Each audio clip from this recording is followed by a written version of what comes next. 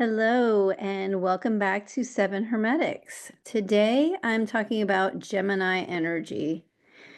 And remember, you do not need to be a Gemini, meaning as in your sun sign, to tap into these energies. So we all have Gemini energy in our birth chart, so it'll affect us all in some way.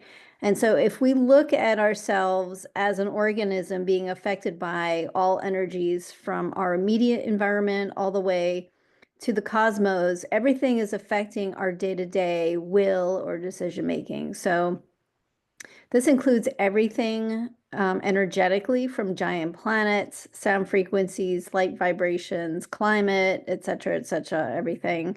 It all affects us. So my intention with these videos are for us to consider the elements within these energies. So fire, air, water, and earth, because they are just another layer or pattern, phase or dimension of our existence.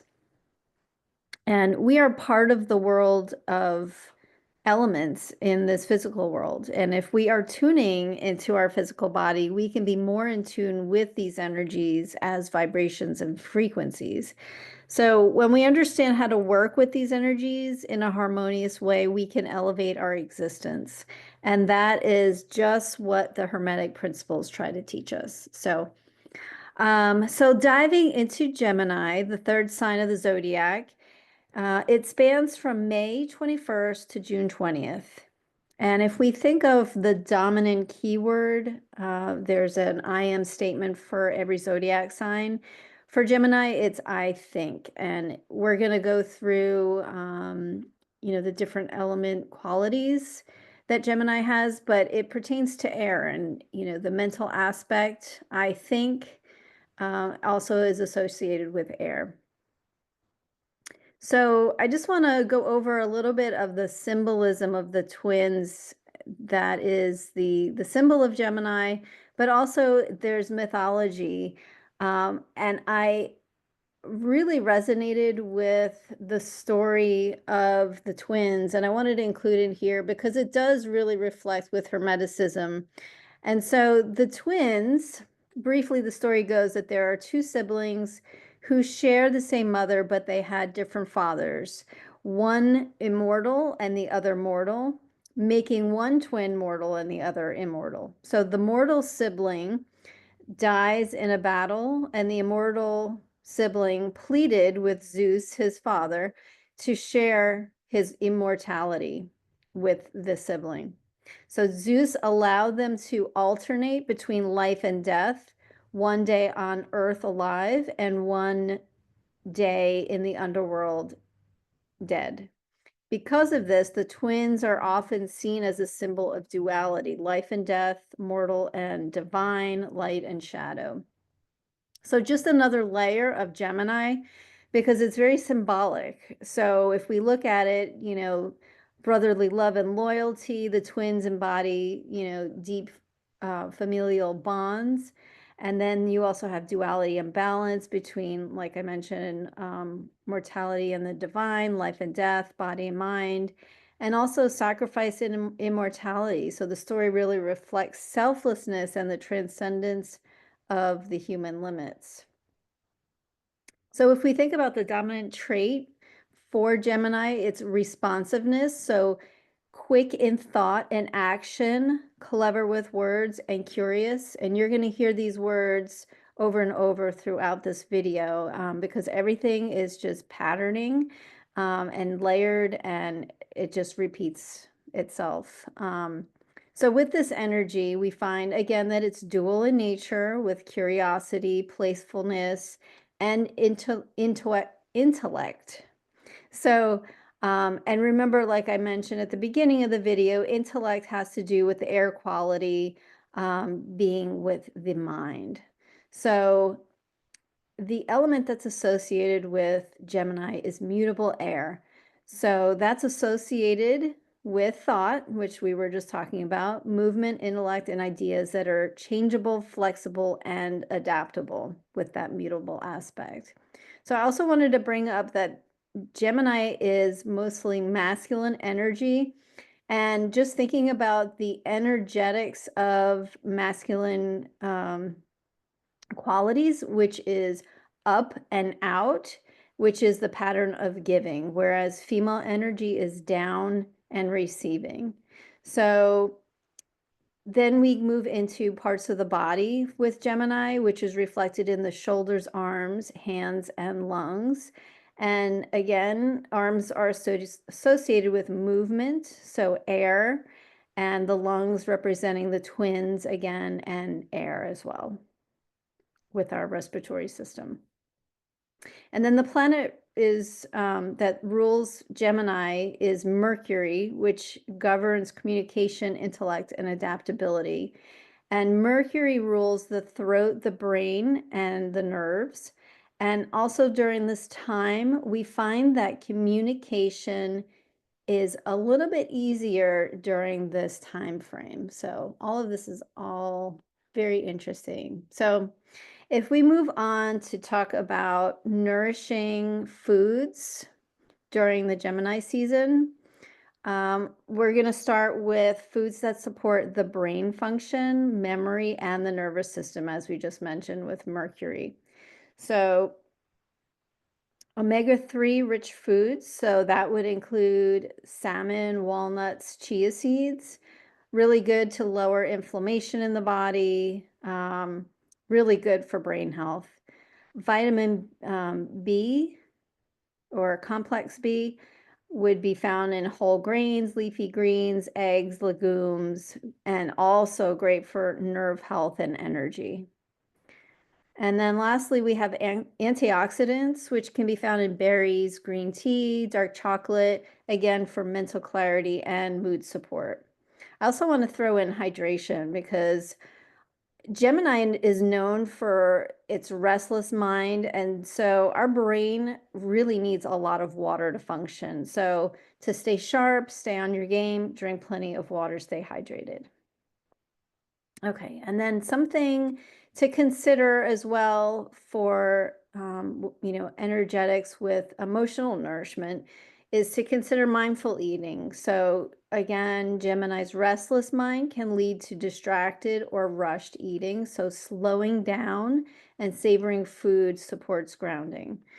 And you can think about stimulating teas and herbs like peppermint, ginger, ginseng, rosemary. And then these are also very stimulating, but can boost mental clarity and energy.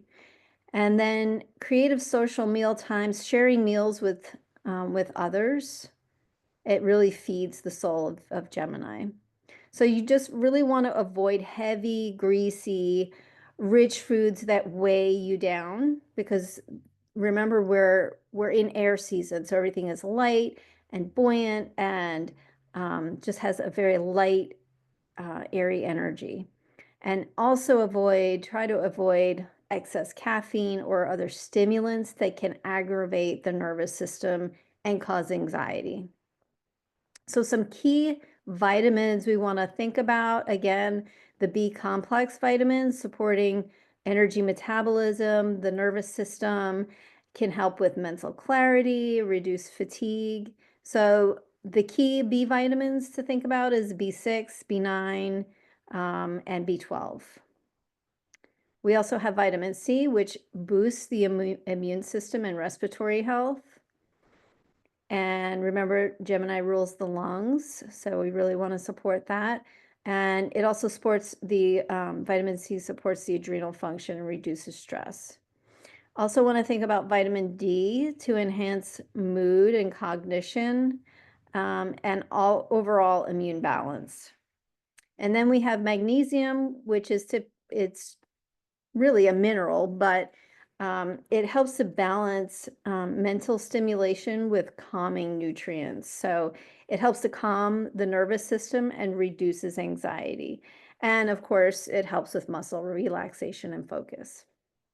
And then again, I have the omega-3s, which is so important for brain health, communication, and helps to regulate mood and cognitive function. So just wanted to add that back in there. And then some essential herbs to think about. Now, these are very stimulating herbs for the mind. So ginkgo helps with that mental sharpness. Rhodiola is an adaptogen to boost energy and reduce mental fatigue.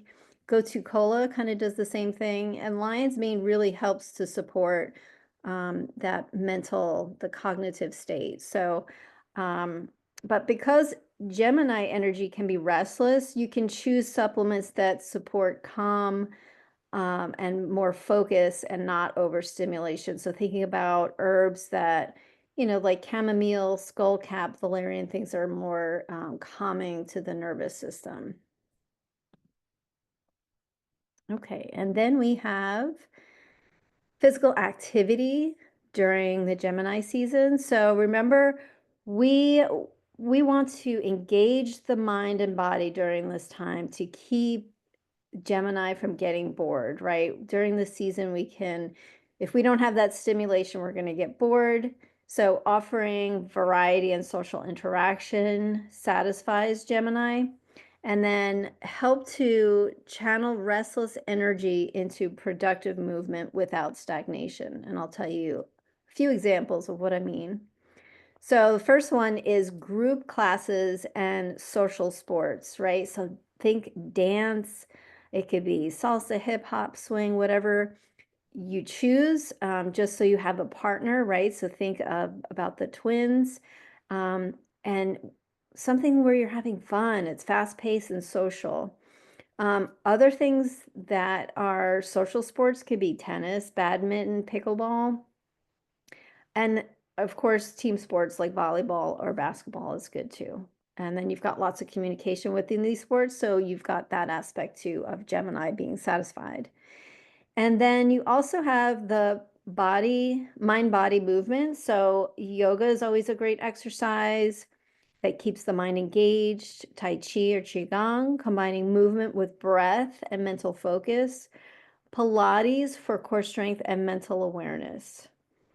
And then for dynamic cardio workouts, you can think of interval training or circuit workouts that switch exercise often. So again, not getting bored.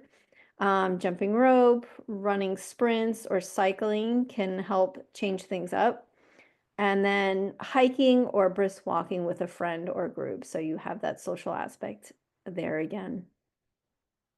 And then the last one is activities that engage curiosity. So just thinking about maybe martial arts, kickboxing, fencing for focus, strategy, and energy release. You could also consider rock climbing or bouldering. So that gives you that physical challenge that Gemini loves, plus problem solving. Or you can learn something new, like new dance style or new workout, which helps to stimulate and satisfy Gemini's curiosity. So everything just repeats and overlaps. It's really interesting. And then with the mind, we've got Gemini season is about embracing, again, the word curiosity, stimulating the mind and communicating clearly while balancing it with moments of calm and focus. So if you can nurture your mental agility, but remember to ground your thoughts with mindfulness, that's going to be key here. So the best practices really it could be things like engaging in learning and curiosity. So diving into new topics, books, podcasts, things that really spark your interest. And then, of course, try journaling or creative writing to capture any new thoughts and ideas. And then we can move to practice mindful communication, right? This is a big one for Gemini season. So focus on clear, intentional conversations rather than scattered chatter. So this is a really important one for people that, hold back things that they want to say. This is a good time to focus on what you want to say, how you're going to say it, maybe even write it out if you need to, practice saying these things. But also try active listening exercises to balance that speaking and receiving. So if you use Gemini's gift of expression to share ideas through speaking, writing, or art, that can also be helpful. So, and then we go to breath work and meditation. So I'm always about breath work and meditation. So however you can incorporate these breathing exercises to calm the often restless Gemini mind. So try short meditations, focus on awareness and presence, and of course the breath. And then meditation could be walking meditation, could be however that looks for you. You can sit in, in silence with music, however you can get that meditation in. Guided meditations are good too.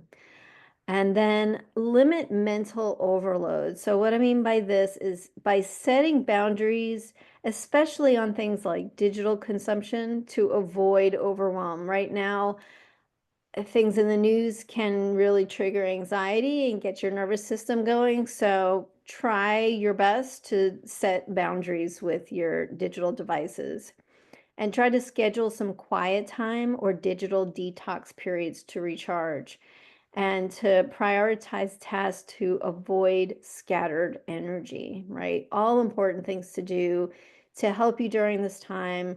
We're being bombarded with energies, like I mentioned, from all the way from the cosmos to our environment to, our worldly environment, all the way to our, our home environment. And so you want to set yourself up in the best way possible by trying to include these things into your daily practice to really help you through these times. And really, the energy is here to help us if we know how to channel it, how to access it, and understand it better. So that's really what I'm hoping that you pick up on. And our last part is best practices for soul and spirit during Gemini season. So this is going to involve your soul to explore, communicate, and play while learning to hold and integrate your many facets. So, again, it's about weaving curiosity with reflection and mental energy with soulful connection. So, what I mean by that, for example, embracing duality and integration. So, with the twin nature of Gemini, the balance of light and dark, mind and heart, doing and being, there's a lot of ways you can practice this. And, we talked about meditation. You know, you can go get into meditation even with exercise and physical activity.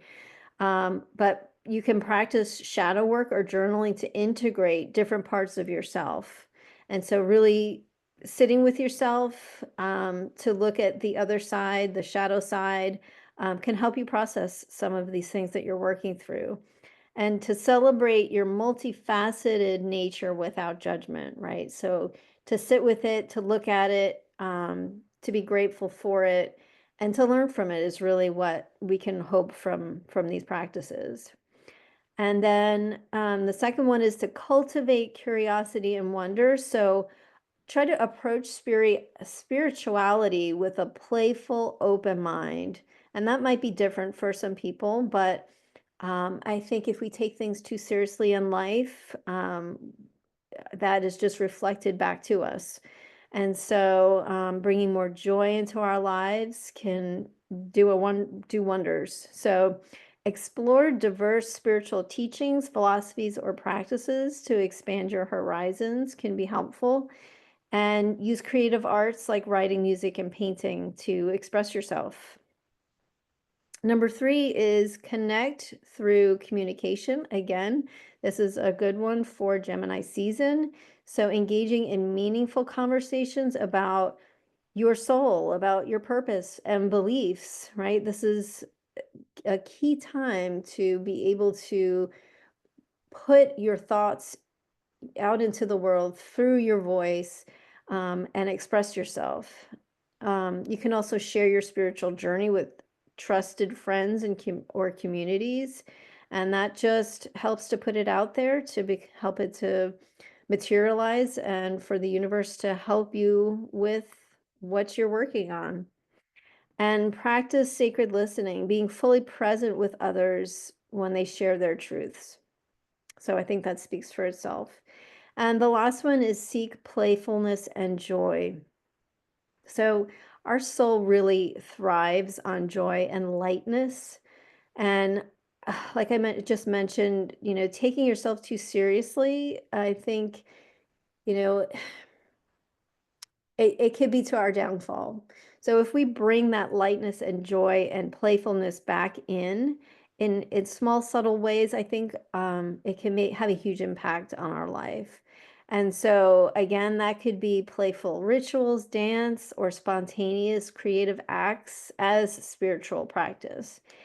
And one thing that maybe we don't think about is just laughing with friends, connecting with friends, and enjoying simple pleasures as nourishment to the soul. So um, it seems very simple, and it is very simple.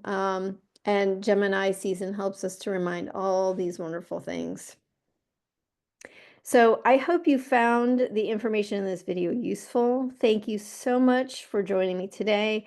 And if you like this video and find it helpful, please like and subscribe. I'd love to read your comments about how you navigate your mind, body, soul, spirit health during the season.